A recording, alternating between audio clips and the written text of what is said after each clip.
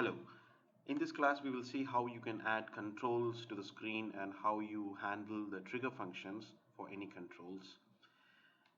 Let's go ahead and add. Before that, we can maximize the screen a little bit so you can see the controls. Okay, let's add a button to start with. We can expand it and let's add a label.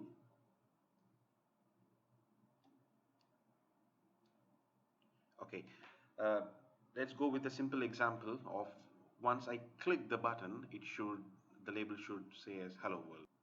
So let's go to the trigger function, click function of the button event. So you can see once you click the button, it will show you which event it has to be coded against. So in this case we have on select, but you can also change your different properties also, where you can change all the properties of the button including the events also. So let's go ahead with on select, and the code behind for that is where you write what will happen if you click the button. That will go here in this formula button. It's more like the Excel formula bar. All the event for this on select event, what it has to happen should go here.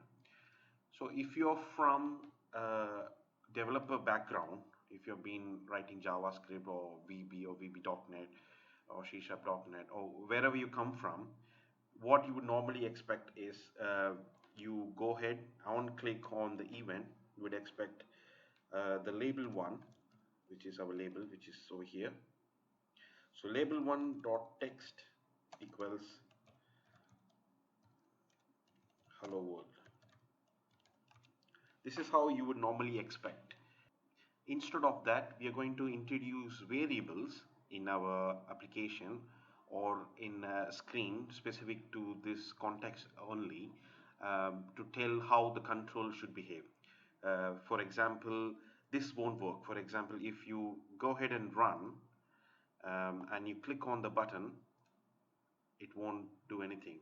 It simply won't respond. So we have to do slightly different way. So you click on this and you change the formula to be as update context, which comes as an IntelliSense, and you open the parenthesis and you introduce a new variable uh, explicitly for this kind of purposes. Like in this scenario, you're trying to update a label on the click of the event. So we are introducing a new variable. For example, let's say variable change title, for example, and it should change it to hello world. Sorry.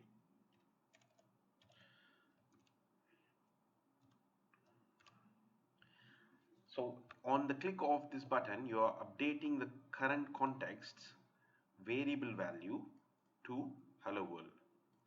And then what you have to do is go to the label and you remove the text property. You see the text, you make sure you're changing the text property of the label. You remove it, and the value of the text should be the variable name, which is var change title.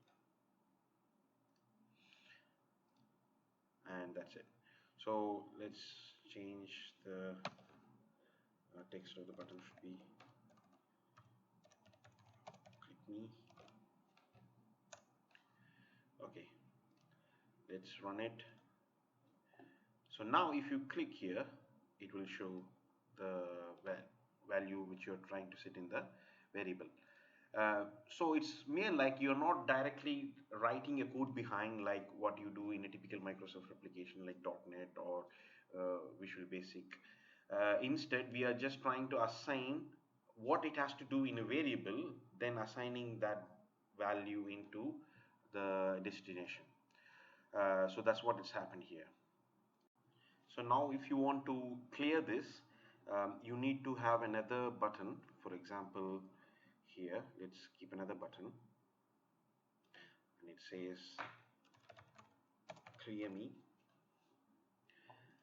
and this button, let's what it has to do is once you click this button, this has to clear the label value. So we have to do the exactly same thing. Go to the on select property of this button. It will be already by default will be selected, but if you want you can choose another property also. On select, go and change the on update context. Choose the variable which is where change title, which is already showing it for us, and make it to empty, and that's it. Let's fire away. You can also fire execute by pressing F5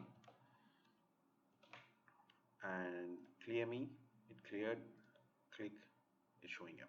So actually we are populating the variable and then assigning the variable to this. So that's it. So let's see another example. Let's see, try to change the other properties of this label. If you go, let's go to color. By default it's black, as you can see, but if you want you can try to change it to blue. It changes blue, it changes to red, and you can see it's happening. So this is actually your hard coding. What if you want to dynamically change it, like how we did in the changing of the text? So let's put it back how it was. Then we introduce one more button for this purpose, and we have to introduce one more variable. We cannot use that variable which we used in this case because it is just for changing the text of the label. So we have to use a new variable. Let's say we use the same update context and where change color, and let's put it to red. In this case, when you type red is a system keyword, so it shows you green. So make sure the system names are green and you pick the correct letters. If you type something like for example in a smaller case, it's not a system keyword, so it shows you an error. So it has to be green, and make sure it is very case sensitive. PowerApps, make sure it is the right color that you choose and it's a system keyword before saving the value. So now the variable change color has red if you click this button. So this button, let's change it to red, and we introduce one more button.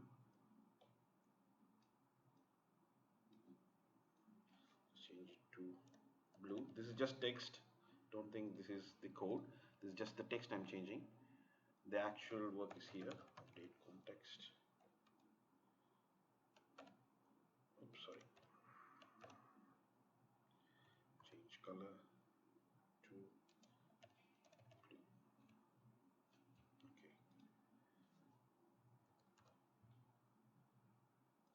and we can write one more to reset the value.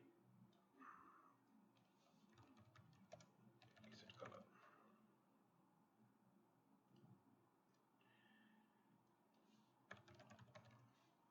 Update context, change color to black.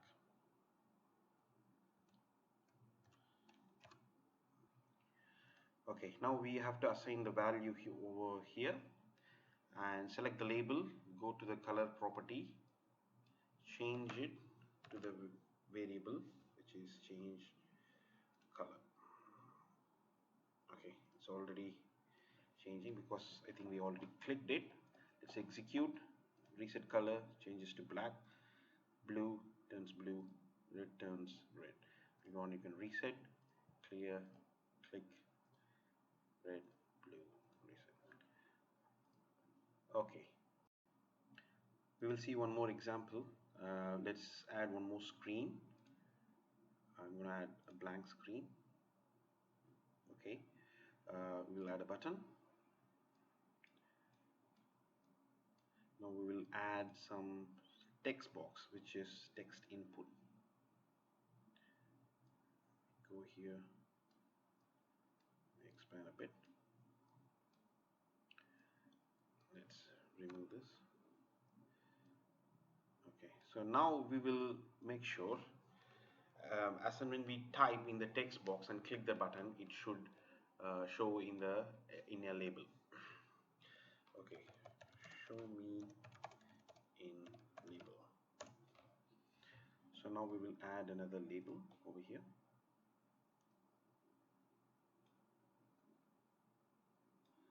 Let's make it uh, let's fill it with something gray so you can see, and colors also you can change, make it white. Okay, let's make it somewhat bigger and we assign it to center. Then we change the text, we remove the text we don't want for the moment. We'll come back to it. So the requirement is once I click the label, the button, whatever I have typed should reflect here. So same scenario, we have to introduce another variable. Once it clicks, this has to assign, and that variable has to be assigned here. So let's go ahead. I'm in the button click event.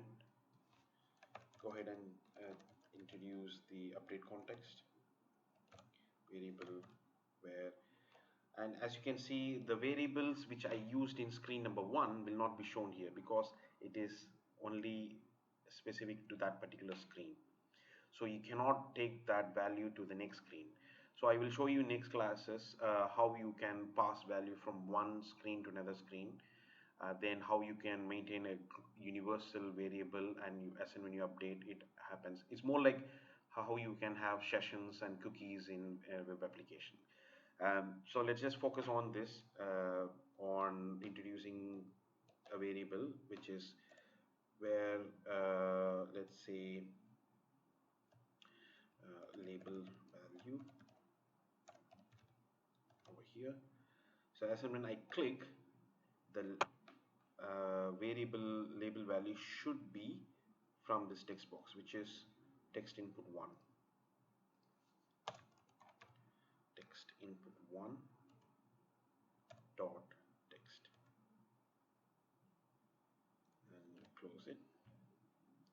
And now once you click the button, it takes the value, but it's not only that, we have to assign that value, which is the where label, onto the label.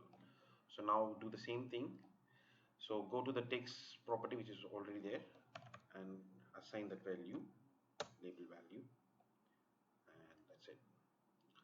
So now we'll execute show me label because there's nothing there. So let's type this is a test. Now if we click, it will appear. So if you want to clear, just clear and click on this, it will show up here. So whatever it's in the text box is showing in the label.